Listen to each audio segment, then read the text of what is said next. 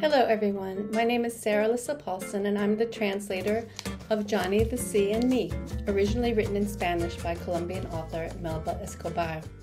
I'm so thrilled to be talking to you today. I remember in 6th grade I was in a spelling bee. There were 6th, 7th, and 8th graders all together on stage in the cafeteria, and one by one my schoolmates missed words and walked off stage until it was only me and an 8th grade boy. And we stood in front of the 2 microphones for many, many rounds. The audience was getting antsy, and I got the feeling that as a 6th grader and a girl, I was supposed to lose. So I misspelled avalanche, which is a pretty easy word, all A's. My mother, who was in the audience, told me I let the 8th grade boy win. This was back in 1977, nearly 50 years ago. Somehow I'd been taught that it was impolite to make a boy look bad, so I followed that unspoken rule not to outshine a boy, and I lost on purpose. Today things are different. There's no reason for any girl to dim how bright she is, and I'm grateful that later I learned not to be ashamed of being good at spelling words and reading. In fact, it's one of the things that makes me me. Well, you're probably wondering why I translated Johnny y el Mar. That's the title in Spanish. Well, one reason is simply because it's funny.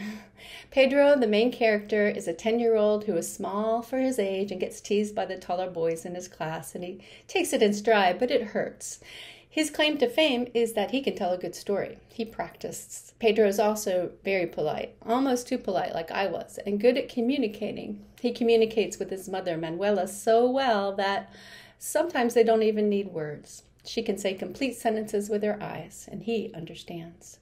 So when she doesn't tell him something very important when they go on vacation, he gets upset, and he runs and runs and runs far from their rented beach house to blow off some steam. A few hours later, he meets Johnny, a local fisherman, who lives alone with his 330-year-old parrot, Victoria. And Victoria is such a motor mouth. I mean, everyone knows parrots talk, but this parrot does not stop.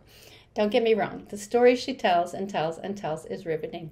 It's all about Johnny and his English ancestors who sailed the 7 seas and who happened to become family on a tiny Caribbean island. Spoiler alert, there are pirates and hidden treasures.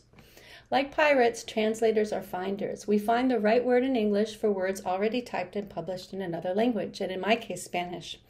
When translating this book, one of my favorite word victories was finding the word makeshift. Makeshift is a compound word. It means okay for now, a temporary substitute. I used a makeshift to describe the actions of a character who one evening has an unexpected sleepover guest and must put together a makeshift bed. In the original Spanish, the author used the words improvisaba una cama. So I could have translated that literally, word for word, like Google Translate, as improvised a bed. But I'm a translator, not a machine. I look deeply into word meanings and the flow of a sentence. I can do this because I've read a lot and I feel a lot when I read. We can say improvised a bed in English, but we usually use the word improvise to mean performing something like art or music on the fly, not for figuring out where a guest can sleep when we have no extra room. Another reason why I translated Johnny y el Mar into English was that I connected with the book. I found it at a book fair and loved the illustrations, the mysterious chapter headings. And as I started to read, I realized I knew someone named Manuela. And like Pedro, I was also teased and treated as a little kid, as the 4th of 5 children. And I knew someone a lot like Johnny. I love trees, and a breadfruit tree is a character in the book. The tree doesn't talk, but it's a force. It has what we call agency.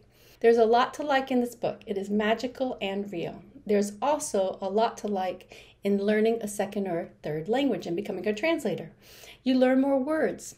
Let's say you didn't know the word improvise in English and you found improvisar in a Spanish book, and well, then you've learned 2 words at once. Keep growing your word banks and never misspell a word to let someone else win a spelling bee. I wish somebody had told me that. And let us know at Enchanted Lion Books how you connect to Johnny, the Sea, and Me, and how it makes you laugh. Thank you.